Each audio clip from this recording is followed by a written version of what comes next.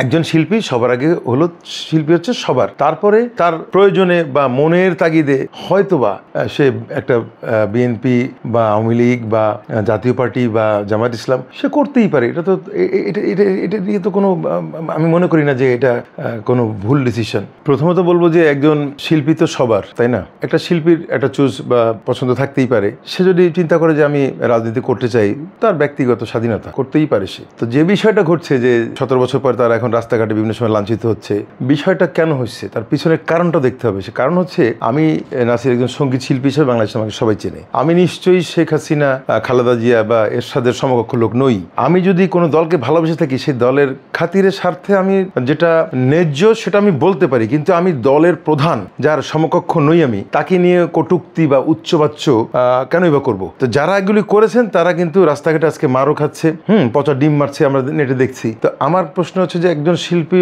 সবার আগে একজন শিল্পী সবার। তো সুতরাং আমি আমাকে আমার জায়গা থেকে, আমার গণ্ডির বলয়ের ভিতর থেকে যতটুকু বলার ততটুকুই বলতে হবে। আমার এমন কিছু বলা যাবে না যেটা সরকার পরিবর্তন হলে আমার জন্য ওটা কাল হয়ে দাঁড়াবে। যাদের ট্যাগ লেগে আছে তারা তো অবশ্যই সিল মারা। শুধরাতে কি আসলে কি এই ভুলটা করে ফেললে সেটা শুধরানোটা খুব কঠিন হয়ে যায়, কারণ ডিজিটাল যুগ। এখন তো একটা ভুল করে ফেললে সেটা রাতারাতি সবার চোখে ধরা পড়ে যায়, তাই না?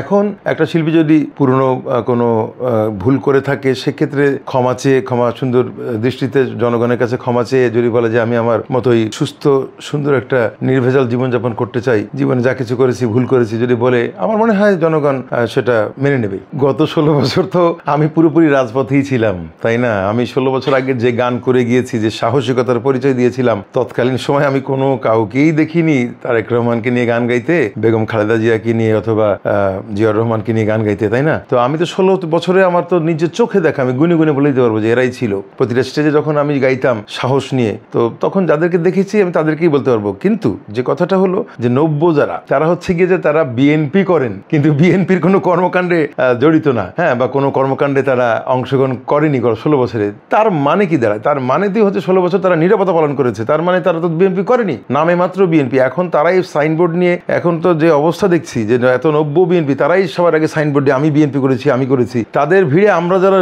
সত্যিকার বিএনপির কর্মী যারা রাজপথে ছিলাম, তারা আমরা হারিয়ে যাচ্ছি। ফার্স্ট অফ অল, আমি একজন বাংলাদেশের স্বাধীন দেশের নাগরিক। তাহলে আমি যদি স্বাধীন দেশের নাগরিকই হয়ে থাকি, তাহলে আমার ব্যক্তি স্বাধীনতা আছে। আর সেই ব্যক্তি স্বাধীনতার কোণ থেকে আমি যদি কথা বলতে চাই যে আমার আমি সকালবেলা আমার বিরিয়ানি খেতে ইচ্ছা করছে, সেটা তো আমার ব্যক্তিগত রুচি। কেউ রুটি খাবে, কেউ ভাত খাবে, তাই না? এটা তো আমি স্বাধীন দেশে, আমি কি করব না করবো সেটা তো মানে কারোর দেখার বিষয় না, তাই না? তো বিষয়টা হচ্ছে যে একজন শিল্পী সবার আগে হলো শিল্পী হচ্ছে সবার, তারপরে তার প্রয়োজনে বা মনের তাগিদে হয়তোবা সে একটা বিএনপি বা আওয়ামী লীগ বা জাতীয় পার্টি বা জামায়াত ইসলাম সে করতেই পারে। এটা তো এটা নিয়ে তো কোনো আমি মনে করি না যে এটা কোনো ভুল ডিসিশন।